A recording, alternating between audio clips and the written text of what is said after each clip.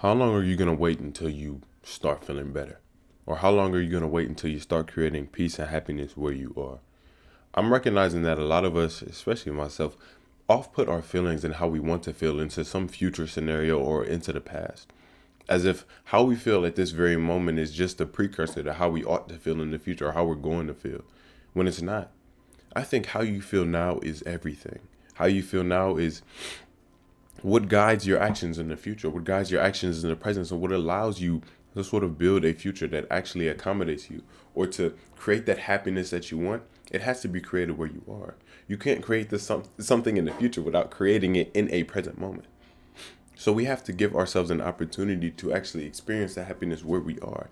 And to me, I recognize that this is sort of a hard thing because we are so trained to invest our happiness into specific scenarios and specific events. Like we wait for certain things to happen. We wait for life to happen in order for us to see life, in order for us to experience it and appreciate it.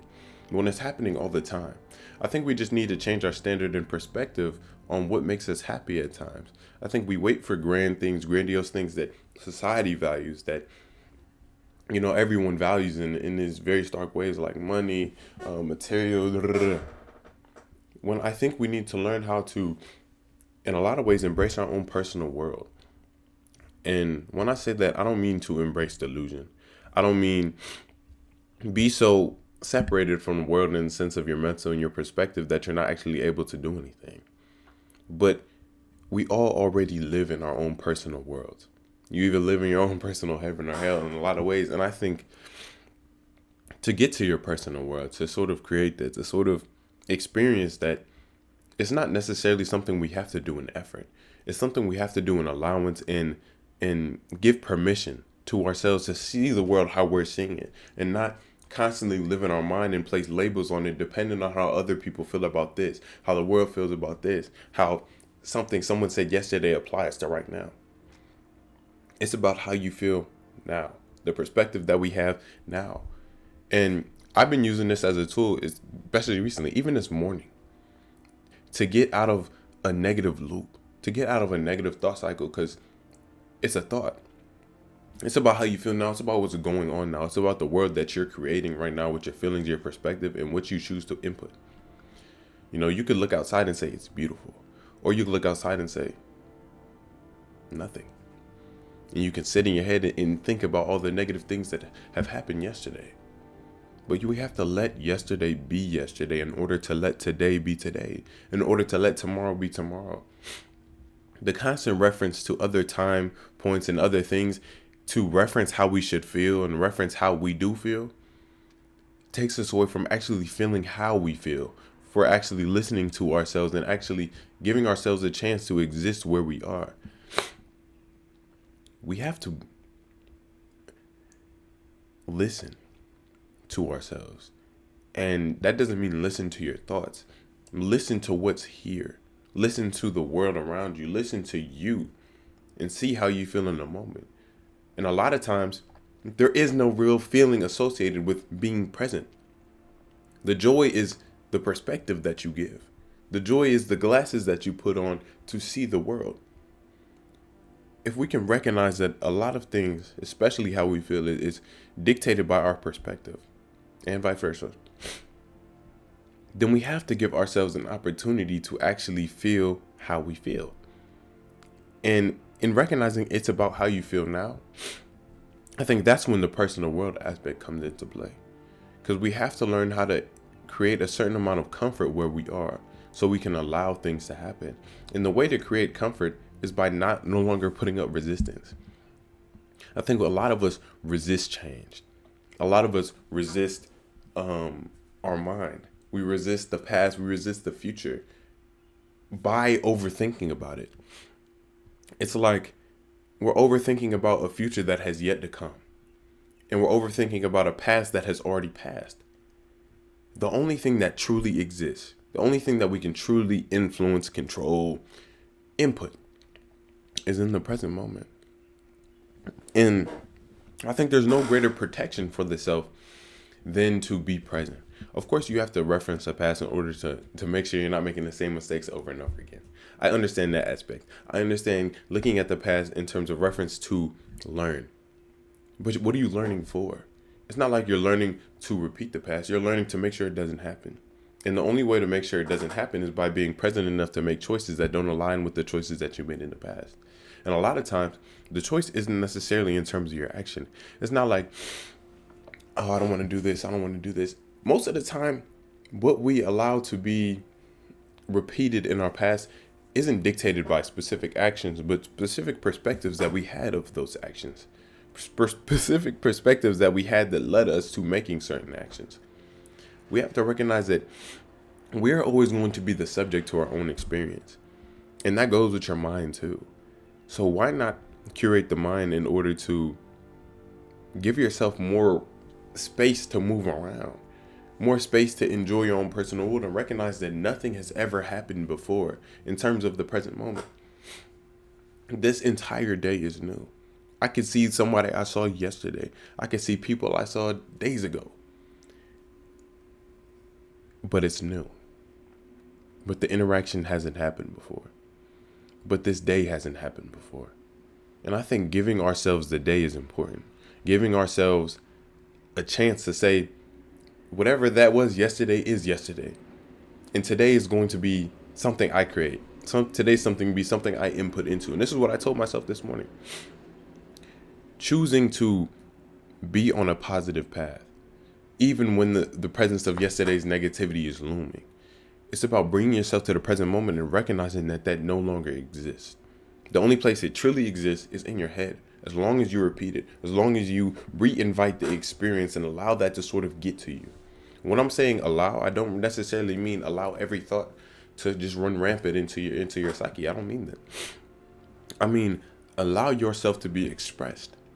Allow yourself to listen to what thoughts actually align with what you want and what thoughts don't. Sometimes I think things that are unbefitting of myself, and I don't take them personally. Sometimes you have to look at certain thoughts and be like, wow, I wonder what led me to this thought. I wonder what negative thing in my past that I have internalized led me to this certain point. And you look at it like you're observing it. Not as if it's personal, not as if you have to take it seriously, not as if you have to treat it as if it's everything. I think a lot of us fall into our negativity by thinking that it's all that we are, or thinking that we're only just our thoughts, or thinking that our thoughts are everything we have to encompass ourselves with. A thought is just a thought. You can input any thought into your head, and that's why I recognize the importance of affirmation, the importance of telling yourself positive stuff and bringing yourself to the present moment so you can actually start to create some type of new neural pathways in your head to stop these ready connections into the negative, the ready connections into whatever we become addicted to and agreed to in terms of our self.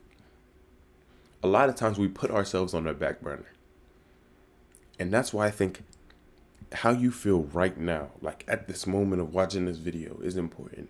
I think a lot of us don't reference how we actually feel in a given moment. We reference how we think we ought to feel given some circumstance, or how we ought to feel, or how we would feel given this, that, and the other. It's about how you feel now.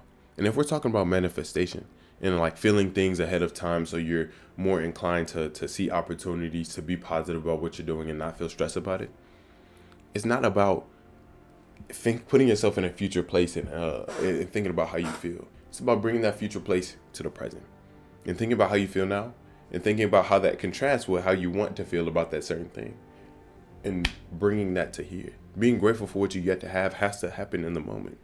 You have to be grateful for whatever it is in the moment. You can't be grateful for something in the future. You have to be grateful for something in the present. Grateful for an opportunity. Just express the gratitude that's characteristic of the moment. That's characteristic of what you want to experience. Sort of acknowledge your own personal world in a way so you can actually live in it. If we recognize that what we live in and what we experience is in reference to our perspective and our thoughts, then if we can control our perspective and thoughts, or at least influence them in a positive way, what do we think is going to happen to our life? What do we think is going to happen to our experience? If we don't ever give attention to how we feel now, if we don't ever recognize the importance of the present moment, then we're constantly going to be eluding it. We're constantly going to be moving into the future without recognizing it and thinking that the future is something in the future, I guess, something that's distant, when the future is being created every second. The future is being etched into every second we're here. So if we want to create a future that we actually want to experience, we have to create a present that we actually want to experience. And that doesn't necessarily mean that everything has to look in line with whatever desired future you have in terms of something years away. It means you have to learn to appreciate what's here so you can appreciate what's coming. Because what's here I guess. It's stuff that has cycled in. Like a lot of the stuff I currently have, and I think a lot of people can agree about their own stuff. A lot of stuff that we currently possess is stuff that we used to want in the future, or stuff that we didn't even know we wanted in the past. Stuff that we didn't know we wanted in the past. So it's deserving of appreciation. It has to be appreciated when it comes and while it's here. And the same thing goes with people and goes with ourselves. If we don't appreciate ourselves while we're here, then we'll never be able to experience what self-love is. We'll never be able to experience what life is like with your own support. It's your life. So if you're supporting your own life, what do you think is going to happen to your life? What comes from actually giving yourself love and affection? Actually giving yourself a chance to be positive, actually listening to how you feel and taking care of yourself and being a friend to yourself. What do we think is going to happen from that? And these are questions I pretty much ask myself every day. Like, there's so much untapped potential within our perspective, within what we can give to ourselves that I think we don't recognize. And that doesn't necessarily mean don't interact with others, because I'm recognizing that these are pretty much the same thing. I think the more we're able to accept ourselves, the more we're able to accept others. And the more we can draw lessons, wisdom, love, appreciation through other people. Because whatever you're grateful for is a gratitude that you get to feel. If I'm grateful for how a tree looks outside, I'm the one who's feeling the gratitude. And by that nature, just by appreciating that something that's out there, my overall experience of life has gotten better because I'm experiencing a positive emotion. And if I want to ground it in some type of external reality, it's about seeing the things and learning to appreciate them. And if there's no external reality to appreciate the internal one. Appreciate that I'm even looking for appreciation at times, because that's something I can give to myself. You know, I think a lot of times we look for the stuff that's waiting on the other end of the door without recognizing we're already on the other end. There's a lot of false doors I was talking about in my last video. The whole idea of a false door. A lot of times the doors we crave and the doors we're trying to chase, the opportunities, the achievements, the goals, this is that and the other, are nothing more than labels and connotations. And you can love yourself to the maximum right where you are. Your self-love is not waiting at the other end of some doors, waiting for you to start embracing it and positing it within this present moment. And if we never instantiate it in the present moment, then we're going to think that, oh, once I do this, once I achieve this, once I get my dream job, once I do this, then I'll start to love myself. And I think that's when we'll recognize that we could have loved ourselves the whole time. Sometimes we get a small taste of our future success. We get small little instantiations of what we ought to do. And I think in those small instantiations, we have to learn to appreciate ourselves fully and not necessarily do things strictly for outcomes. I think a lot of us do that in regards to our even our discipline with ourselves. Well, I want to be better so I can interact with this person like this. I want to be better so I can do this. I want to love myself so I can do this. If we learn to love ourselves because we want to love ourselves, then there's no external thing that's going to be able to take that away.